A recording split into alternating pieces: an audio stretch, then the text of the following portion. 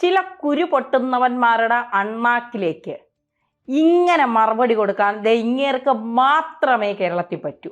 മറ്റാർക്കും പറ്റില്ല. അതൊരു യാഥാർത്ഥ്യവുമാണ്. കണ്ടു നോക്കൂ. അല്ല, ഗോൾഡൻ ഓപ്പർച്യൂണിറ്റി കൊള്ളാം. നിങ്ങൾ എന്നെ സഹായിക്കാൻ നിൽക്കുകയാണല്ലോ കൈരളി. നിങ്ങൾക്ക് എന്നെ അങ്ങ് തീർക്കാനായിട്ടുള്ള ഗോൾഡൻ ഓപ്പർച്യൂണിറ്റി അല്ലേ നിങ്ങൾ ആ റവാഡ എന്ന് പറയുന്ന, നിങ്ങൾ പറഞ്ഞ കേൾക്കുന്ന ആളാണല്ലോ, DGP ആണല്ലോ. മറ്റേ നമ്മുടെ മനസ്സിലായില്ലേ, നമ്മുടെ കൂത്തുപറമ്പിലെ സഹാക്കന്മാരെ വെടിവെച്ച് വന്ന ആ റവാഡയാണ് ഇപ്പൊ കേരളത്തിലെ DGP. കണ്ടല്ലോ, അണ്ണാക്കിൽ കൊടുത്തിട്ടുണ്ട് എന്നല്ല, നല്ല വൃത്തിയായിട്ട് വലിച്ചു കീറി ഒട്ടിച്ചിട്ടുമുണ്ട് എന്ന് തന്നെ പറയണം. സംഗതി നമ്മുടെ രാഹുൽ മാങ്കൂട്ടമാണ്. ഇനി നമ്മുടെ എന്ന് ചോദിക്കുമ്പോൾ ചേച്ചിയുടെ ആണോ എന്ന് ചോദിച്ചുകൊണ്ട് കുറെ കൃമികൾ വരും. അല്ല, കേരളത്തിലെ ഒരു ജനപ്രതിനിധിയായിരുന്നു. പല കേസുകളും അദ്ദേഹത്തിനെതിരെ വന്നു. അതൊക്കെ വ്യക്തിപരമായ കാര്യങ്ങളാണ്, കോടതിയിൽ നിൽക്കുന്ന കാര്യങ്ങളാണ്. നമ്മൾ അതിൽ കൈ കടത്തേണ്ട കാര്യമേ ഇല്ല എന്നുള്ളതാണ്. രാഹുൽ മാങ്കൂട്ടം പല വേദികളിലും ഇപ്പോൾ പ്രത്യക്ഷപ്പെടാറുണ്ട്. പലരുമായി ഇപ്പോൾ കഴിഞ്ഞ ദിവസം സന്ദീപ് വാര്യറുമായൊക്കെ നിൽക്കുന്ന ഫോട്ടോ സന്ദീപ് വാര്യർ തന്നെ പങ്കുവച്ചിട്ടുണ്ട്. എനിക്ക് തോന്നുന്നു അത് രാഹുൽ മാങ്കൂട്ടത്തെ ഏറ്റവും കൂടുതൽ വിമർശിച്ച ഒരാളെ അറസ്റ്റ് ചെയ്ത ദിവസം തന്നെയാണ് രാഹുൽ മാങ്കൂട്ടം ഒപ്പമുള്ള ഒരു ഫോട്ടോ അദ്ദേഹം പങ്കുവച്ചിരിക്കുന്നത്.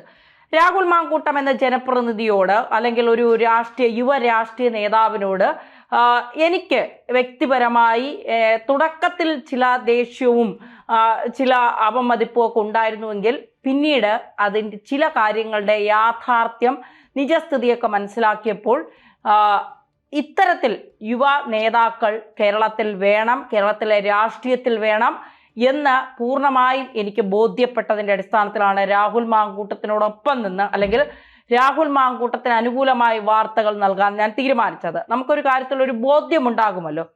പലപ്പോഴും നമ്മൾ പറയുന്നുണ്ട്, 2 കൈ അടിച്ചാലേ ശബ്ദമുണ്ടാകൂ. ഒരു കൈ അടിച്ചാൽ ഉണ്ടാകുന്ന ശബ്ദത്തിന് വലിയ ഒച്ചയുണ്ടാകില്ല. അപ്പോൾ അത്തരത്തിൽ ചിലർ പെടുത്താനായി വന്നു എന്ന് തന്നെ പറയേണ്ടി വരും. ആദ്യം റിനിയാൻ ജോർജ് എന്ന് പറയുന്ന ഒരു സ്ത്രീ വരുന്നു. അവർ ഒരു ചാനലിന് അഭിമുഖം കൊടുക്കുന്നു. ആ അഭിമുഖത്തിൽ വല്ലാതെ രാഹുൽ മാങ്കൂട്ടത്തിനെതിരെ ഒരു KS എന്ന് പറയുന്ന ഒരു നേതാവ് എന്ന് പറഞ്ഞുകൊണ്ട് രാഹുൽ മാങ്കൂട്ടത്തിനെ പിച്ചി ചീന്താൻ ഇട്ടുകൊടുക്കുന്നു. പിന്നീട് നമ്മൾ കണ്ടത് പല പരാതികൾ, ലൈംഗിക അതിക്രമവുമായി ബന്ധപ്പെട്ട അല്ലെങ്കിൽ ലൈംഗിക പരാതികളൊക്കെ രാഹുൽ മാങ്കൂട്ടത്തിനെതിരെ വരുന്നു. രാഹുൽ മാങ്കൂട്ടം ജയിലിലാകുന്നു. പിന്നീട് ജയിലിൽ നിന്ന് പുറത്തു വരുന്നു. അദ്ദേഹത്തെ കോൺഗ്രസിൽ നിന്ന് പുറത്താക്കുന്നു. പിന്നീട് പാലക്കാട് നിയമസഭാ തെരഞ്ഞെടുപ്പ് വരുമ്പോൾ അവിടെ മറ്റൊരാൾ, കോൺഗ്രസിൽ നിന്ന് പ്രാഥമിക അംഗത്വം നഷ്ടപ്പെട്ട ഒരാൾക്ക് അവിടെ മത്സരിക്കാൻ കഴിയില്ല. അപ്പോഴും 100 കണക്കിന് സ്ത്രീകൾ, അമ്മമാർ, സഹോദരിമാരൊക്കെ രാഹുൽ മാങ്കൂട്ടത്തിനൊപ്പം നിൽക്കുന്ന പല അമ്മമാരും സംസാരിക്കുന്ന വീഡിയോ മീഡിയ മലയാളം തന്നെ പ്രേക്ഷകരുടെ മുന്നിൽ എത്തിച്ചിട്ടുണ്ട്. പലരും പറയുന്നത് അങ്ങനെ ആ മോൻ തിരിച്ചു വരണം, ആ മോനാണ് ഞങ്ങൾക്ക്, ആ മോൻ പറയുന്നതാണ് സത്യം എന്നൊക്കെ പറഞ്ഞുകൊണ്ട് രാഹുൽ മാങ്കൂട്ടത്തിന്റെ അമ്മയെ, കുടുംബക്കാരെയൊക്കെ നഖശിഖാന്തം തെറിവിളിക്കുന്ന, എതിർക്കുന്ന അങ്ങനെ ഒരുപാട് പേരെ നമ്മൾ കണ്ടിട്ട് കേട്ടിട്ടുമുണ്ട്. അപ്പോൾ രാഹുൽ മാങ്കൂട്ടം പിന്നീട് അദ്ദേഹം നിയമസഭാ തെരഞ്ഞെടുപ്പിലൊക്കെ അദ്ദേഹം സോഷ്യൽ മീഡിയയിലൂടെയാണ് കോൺഗ്രസിന് വേണ്ടി അദ്ദേഹം പോരാടിയത്. LDF പറയുന്ന കാര്യങ്ങൾക്ക് കൃത്യമായ മറുപടി അക്കമിട്ട് രാഹുൽ മാങ്കൂട്ടം സോഷ്യൽ മീഡിയയിലൂടെ നൽകുന്നത് നമ്മളൊക്കെ കണ്ടു. യഥാർത്ഥത്തിൽ രാഹുൽ മാങ്കൂട്ടത്തിന്റെ വ്യക്തിപരമായ കാര്യത്തിലേക്കൊക്കെ എന്തിനാണ് നമ്മൾ കടക്കുന്നത് എന്നൊരു പ്രധാനപ്പെട്ട ചോദ്യമുണ്ട്. ഓരോ വ്യക്തിക്കും ആരും 100% പെർഫെക്റ്റ് അല്ല. ഈ ലോകത്താരും 100% പെർഫെക്റ്റ് അല്ല. ആർക്കും ആരെയും ഒന്നും പറയാനുള്ള അധികാരമില്ല. നമ്മൾ ഉഭയകക്ഷി സമ്മതപ്രകാരം ലൈംഗിക ബന്ധത്തിൽ ഏർപ്പെട്ടതിന് ശേഷം പിന്നീട് ആ വ്യക്തിയോട് നമുക്ക് വൈരാഗ്യം ഉണ്ടാകുമ്പോൾ ആ വ്യക്തിയെ സമൂഹത്തിൽ പിച്ചി ചീന്താനും ആ വ്യക്തിയെ ഇല്ലാതാക്കാനും ശ്രമിക്കുന്ന കുറേ കാര്യങ്ങൾ, കുറേ കേസുകൾ നമ്മൾ ഈ അടുത്ത കാലത്തൊക്കെ നമ്മുടെ ശ്രദ്ധയിൽപ്പെട്ടിട്ടുണ്ട്, വാർത്തകളാക്കിയിട്ടുണ്ട്. ടാർഗറ്റഡ് ആയിരുന്നു ഒരു സമയത്ത് തിരഞ്ഞെടുപ്പിന് മുൻപ് മുഴുവൻ രാഹുൽ മാങ്കൂട്ടം ചെയ്തത് പിണറായി വിജയനെ വിജയൻ എന്ന് വിളിച്ച് അഭിസംബോധന ചെയ്യുന്ന കേരളത്തിലെ ഒരേ ഒരു രാഷ്ട്രീയ നേതാവ് ഒരുപക്ഷെ രാഹുൽ മാങ്കൂട്ടമായിരിക്കാം. അതിൻ്റെ കലിപ്പ് വിജയനും പോലീസും അങ്ങ് തീർത്തതാണ് എന്ന് തന്നെ പറയേണ്ടി വരും. കൃത്യമായി രാഹുൽ മാങ്കൂട്ടം ടാർഗറ്റഡ് ആയിരുന്നു. ആ ടാർഗറ്റ് തിരഞ്ഞെടുപ്പിലുടനീളം നിന്നു. പക്ഷേ കോൺഗ്രസ് പാലക്കാട് രമേശ് പിഷാരടിയിലൂടെ മറുപടി നൽകി എന്നതാണ് യാഥാർത്ഥ്യം. രമേശ് പിഷാരടി അവരുടെ MLA ആയി. അപ്പോ പിന്നീട് രാഹുൽ മാങ്കൂട്ടം പല വേദികളുടെ തിരഞ്ഞെടുപ്പിന് ശേഷം രാഹുൽ മാങ്കൂട്ടത്തിന്റെ ലൈംഗികമായ പരാതികളെ കുറിച്ച് ആരും എവിടെയും വാതോരാതെ സംസാരിക്കുന്നതോ പോസ്റ്റ് ഇടുന്നതോ തെളിവുകളടക്കം പോസ്റ്റ് കൊണ്ടുവന്നിടുന്നതോ അതിജീവിതയോടൊപ്പമാണ് എന്ന് പറഞ്ഞ അതിജീവിതമാരെ ചേർത്ത് പിടിക്കുന്നതൊന്നും നമ്മളാരും കണ്ടിട്ടില്ല. തെരഞ്ഞെടുപ്പ് സ്റ്റണ്ട് മാത്രമായിരുന്നു രാഹുൽ മാങ്കൂട്ടം എന്ന് പിന്നീട് പലരും തിരിച്ചറിഞ്ഞു. അതുകൊണ്ട് തന്നെ രാഹുൽ മാങ്കൂട്ടം കോൺഗ്രസിലേക്ക് തിരിച്ചു വരണം, രാഹുൽ മാങ്കൂട്ടത്തെ തിരിച്ചെടുക്കണം എന്ന് പലരും പലപ്പോഴും ഇപ്പോഴത്തെ സർക്കാരിനോട് ആവശ്യപ്പെട്ടുകൊണ്ടിരിക്കുകയാണ്. കാരണം കോൺഗ്രസ് സർക്കാരാണ് ഭരിക്കുന്നത്. VD സതീശൻ അടക്കം രാഹുൽ മാങ്കൂട്ടത്തിനെതിരെ നിന്നു എന്ന തരത്തിലൊക്കെ വാർത്തകൾ വന്നിരുന്നു.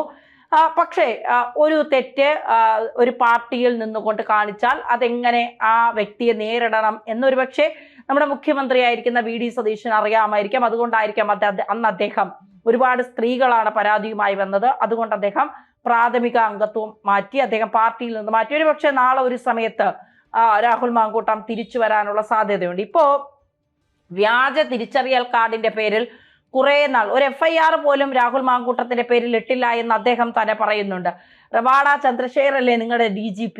നിങ്ങളുടെ DGP റവാഡ ചന്ദ്രശേഖരോട് പറയൂ, കേസെടുക്കാൻ പറയൂ. ബിരിയാണി ചലഞ്ചിന്റെ പേരിൽ പണം തട്ടിപ്പ് നടത്തിയില്ലേ? വയനാട് ദുരിതബാധിതർക്ക് വീട് വെച്ച് നൽകാമെന്ന് പറഞ്ഞുകൊണ്ട് ബിരിയാണി ചെമ്പിന്റെ പേരിൽ ഒരുപക്ഷെ കേരളത്തിൽ തന്നെ പഴി കേൾക്കുന്ന 2 പേർ. ഒന്ന് സ്വപ്ന സുരേഷ് പറഞ്ഞ പിണറായി വിജയനാണ്. ബിരിയാണി ചെമ്പിനകത്ത് സ്വർണ്ണക്കട്ടികൾ ക്ലിഫ് ഹൗസിനുള്ളിലേക്ക് കൊണ്ടുപോയി, പിന്നെ അത് അപ്രത്യക്ഷമായി എന്നാണ് സ്വപ്ന സുരേഷ് പറയുന്നത്. അങ്ങനെ ഒരു സാധനമേ വിജയൻ കണ്ടിട്ടില്ല എന്ന് പിന്നെ പിണറായി വിജയൻ പലയിടങ്ങളിലും പറയുന്നത് നമ്മൾ കണ്ടു. ക്ലിഫ് ഹൗസിനകത്ത് കയറിയാൽ അവിടെ കയറാൻ ആകെക്കൂടി അവകാശമുള്ളത് വിജയനും കമലയ്ക്കും റിയാസിനും വീണയ്ക്കും വിജയന്റെ മകനും പേരക്കുട്ടികൾക്ക് മാത്രമാണ്. അവിടെ ആർക്കെങ്കിലും കയറി പരിശോധിക്കാൻ കഴിയുമോ? ഇല്ല. ആ ക്ലിഫ് ഹൗസിന്റെ ഉള്ളറകളിലേക്ക് അത് കടത്തിയിട്ടുണ്ടോ, അല്ലെങ്കിൽ അത് മറ്റേതെങ്കിലും വഴിക്ക് കടത്തിയിട്ടുണ്ടോ എന്നൊക്കെ ചോദിച്ചാൽ കേരളത്തിലെ ജനങ്ങൾ ആകാശത്ത് നോക്കി നിൽക്കേണ്ട അവസ്ഥ വരും. കാരണം ആർക്കും ഒന്നും അറിയില്ല അതിൻ്റെ അകത്ത് നടക്കുന്നത്. അപ്പോൾ സ്വാഭാവികമായും അത്തരത്തിലുള്ള കാര്യങ്ങൾ കൈരളിയാണ് ചോദിക്കുന്നത്. കൈരളിക്ക് സ്വാഭാവികമായും ഈ BJP-ക്കാരെയും കോൺഗ്രസ്സുകാരെയും കാണുമ്പോൾ വല്ലാത്തൊരു ചൊറിച്ചിലുണ്ടാകും. അത് ചൊറിച്ചില് അവരെ കുറ്റം പറഞ്ഞിട്ട് കാര്യമില്ല, വൈറലാവണം അവർക്ക്. ചില റിപ്പോർട്ടർമാരൊക്കെ കണ്ടില്ലേ, PC ജോർജിനെ കാണുമ്പോൾ ഒരു ചൊറിച്ചിലുണ്ടാകും. അത് പിന്നെ മറ്റ് ചാനലുകൾ എടുത്ത് വലിയ രീതിയിൽ ആഘോഷിക്കും. പിന്നെ സോഷ്യൽ മീഡിയയിൽ ഒരു 2-3 ദിവസം ഇതാണ് പെൺ പോരാളി, ഇതാണ് പെൺകരുത്ത്, ഇങ്ങനെ ആയിരിക്കണം പെണ്ണ് എന്നൊക്കെ പറഞ്ഞുകൊണ്ട് ഇവളുമാരുടെ ഫോട്ടോയൊക്കെ വെച്ചുകൊണ്ട് അല്ലെങ്കിൽ അവന്മാരുടെ ഫോട്ടോയൊക്കെ വെച്ചുകൊണ്ട് ഭയങ്കരമായ സൈബർ വീര ചക്രവർത്തിമാരാക്കിയവരെ അങ്ങ് വാഴ്ത്തും. കുറച്ച് ദിവസം കഴിയുമ്പോൾ പിന്നെ ഇതൊക്കെ ജീവിച്ചിരിപ്പുണ്ടോ എന്ന് പോലും നമുക്കറിയാൻ സാധിക്കാത്ത വിധം അങ്ങ് തേഞ്ഞു മാഞ്ഞു പോകുന്നതാണ് കാണാൻ കഴിയുന്നത്. ഇപ്പോഴും കൈരളി തന്നെയാണ് ഇതുപോലുള്ള ഒരു ചോദ്യവുമായി രാഹുൽ മാങ്കൂട്ടത്തിന്റെ അടുത്ത് വന്നത്. കൈരളിക്ക് ലേശമെങ്കിലും നാണവുളുപ്പും ഞാൻ ചോദിക്കുന്നത് ഇല്ലാത്തവരോട് നമ്മൾ ചോദിച്ചിട്ട് കാര്യമില്ല. കൈരളിക്ക് ലേശമെങ്കിലും തലയ്ക്കകത്ത് ബോധമുണ്ടെങ്കിൽ രാഹുൽ മാങ്കൂട്ടത്തിന്റെ അടുത്ത് വന്ന് ഇമാതിരി ചോദ്യം ചോദിക്കൂ. ഇമാതിരി ചോദ്യം ചോദിച്ചാൽ നിന്റെ കണ്ണാക്കിലടിക്കുന്ന ഉത്തരം അങ്ങേര് തരുമെന്നുള്ളത് നിനക്കൊക്കെ അറിയില്ലായിരുന്നോ? അറിയണം, ഇനിയെങ്കിലും അറിയണം. കാരണം പിണറായി വിജയൻ പാർട്ടിക്ക് തന്നെ വേണ്ടാത്ത ആളായി മാറിയിരിക്കുന്നു. ഗോവിന്ദൻ മാഷിനെ കണ്ടാൽ സഹാക്ക തന്നെ ഓട്ടിച്ചിട്ട് അടിക്കും എന്ന സ്ഥിതിയിലേക്ക് എത്തിയിരിക്കുന്നു. എന്നിട്ടും നീയൊക്കെ വീണ്ടും രാഹുൽ മാങ്കൂട്ടത്തിന്റെ പുറകെ നടന്ന് നിങ്ങളിലാണല്ലോ തീവ്രത അളക്കേണ്ട മിഷ്യനുള്ളത്. ലൈംഗിക ചൂഷണം നടന്നാൽ എത്ര തീവ്രതയിൽ അത് നടത്തിയെന്നറിയാവുന്ന സാധനം നിങ്ങളയിലല്ലേ ഉള്ളത്. അപ്പൊ പിന്നെ അത് പോയി രാഹുൽ മാങ്കൂട്ടത്തിനോടൊക്കെ ചോദിച്ചിട്ട് വല്ല കാര്യമുണ്ടോ? ഇടയ്ക്ക് ശ്രീമതി ടീച്ചറോടൊക്കെ ഒന്ന് ചോദിക്കുക. കൈരളി വെറുതെ ഇരിക്കുകയല്ലേ, ഇപ്പൊ വലിയ ജോലിയൊന്നും ഇല്ലല്ലോ. പിണറായിയെയും ഗോവിന്ദനെയും ഒക്കെ നന്നാക്കലല്ലേ ഇപ്പൊ അവരുടെയൊക്കെ പണി. ഇടയ്ക്ക് അങ്ങോട്ടൊക്കെ പോ. അപ്പൊ എന്തായാലും കൈരളിക്ക് സുഭിക്ഷമായി നല്ല ഒന്നാന്തരം ഒരു സദ്യ രാഹുൽ മാങ്കൂട്ടം കൊടുത്തിട്ടുണ്ട്. അത് അവരെങ്ങനെ കുഴച്ചടിച്ചോണ്ടിരിക്കുക എന്നാണ് കേൾക്കുന്നത്.